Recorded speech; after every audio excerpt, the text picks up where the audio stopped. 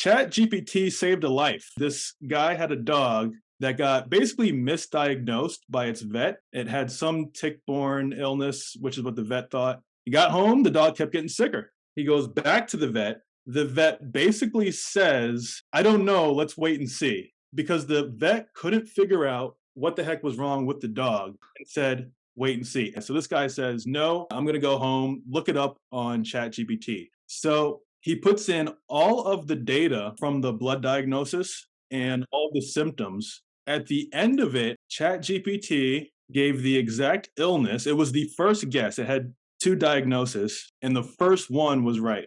He Wow. goes back to the doctor, and they do the actual test for whatever, however you say that, hemolyosis. And he gets the right prescription, and now the dog is recovering and going to be back to full health. GPT 3.5 couldn't place the proper diagnosis, but GPT 4 was smart enough to do it.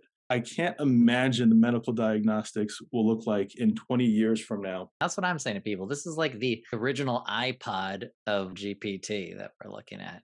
Yeah, this guy was savvy enough to know that ChatGPT was a thing and look it up. Yeah.